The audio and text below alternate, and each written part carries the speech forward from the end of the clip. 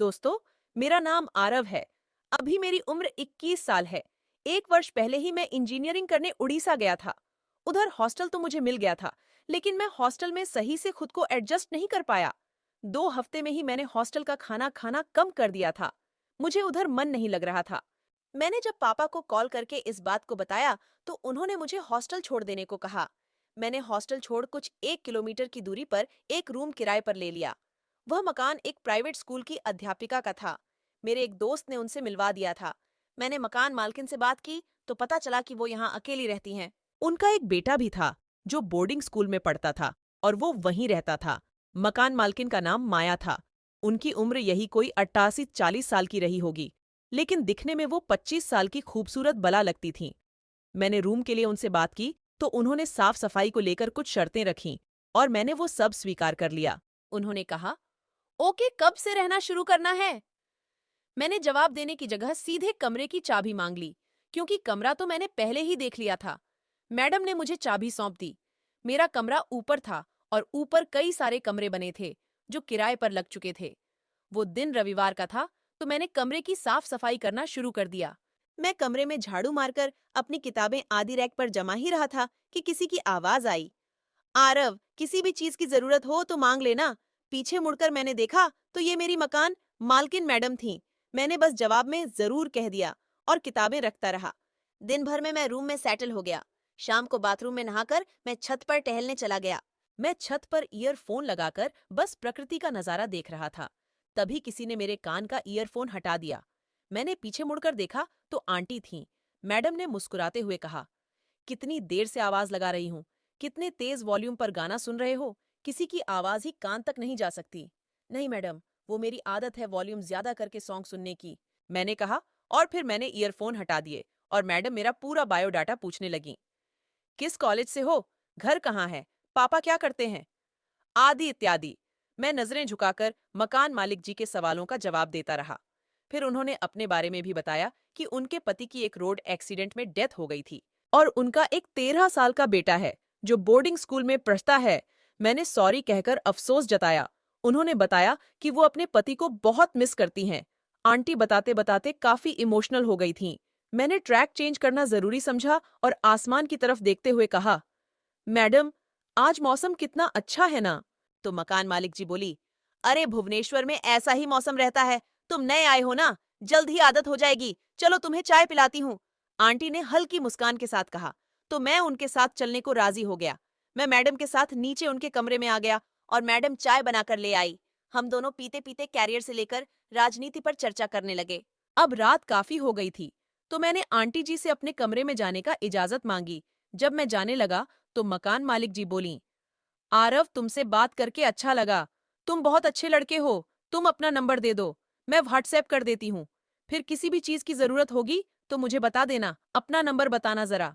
मकान मालिक जी ने बोला तो मैंने अपना नंबर दे दिया और अपने रूम में चला आया। इस तरह से मैडम से व्हाट्सएप पर जुड़ने का मौका मिल गया और हम दोनों एक दूसरे को मैसेज भेजने लगे। हल्के फुल्के जोक्स भी आने जाने लगे तो मैडम हंसने वाली स्माइली भी भेजने लगी। अब तो वो मुझे रोज व्हाट्सएप पर गुड मॉर्निंग, गुड नाइट भी भेजने लगी थी।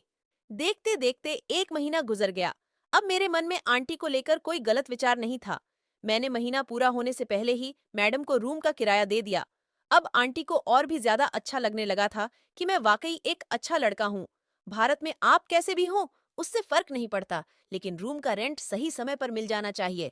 नहीं तो मकान मालिक या मालकिन आंख दिखाना शुरू कर देते हैं। अब मैं और मैडम काफी क्लोज आ गए थे। रोज छत पर हम दोनों घंटों बात किया करते थे। एक दिन वो किसी काम से किसी रिश्तेदार के यहाँ गई थीं। रात का समय था। मैं अपने कमरे में लेटा था। तभी उधर से मैडम का कॉल आया। मैंने फोन उठाकर हेलो कहा तो मैडम बोली कि वो मुझे बहुत मिस कर रही है, इसलिए कॉल की है। 15 मिनट बात करने के बाद वो बोली, यहाँ बहुत लोग हैं, तुम व्हाट्सएप पर आ जाओ, वहीं चैट करते हैं।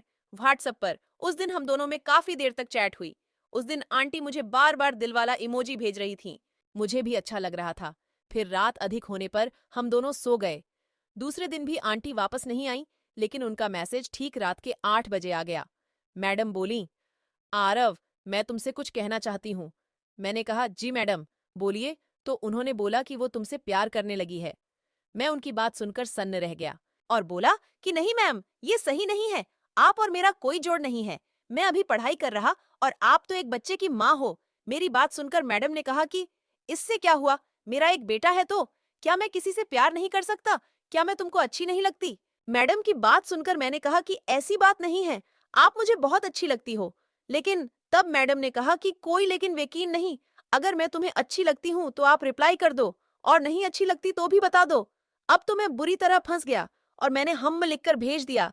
थोड़ी देर बाद मैडम का इतना बड़ा मैसेज आया जिसमें वो मुझे अपना हाल बता रही थीं और मुझे प्रपोज कर रही थीं। मैं उस मैसेज को देखकर शांत पड़ गया और फिर मैंने बस लव यू टू मेरी जान लिखकर सेंड कर दिया। मैडम ने तुरंत लिखा, मैं सुबह आ रही हूँ।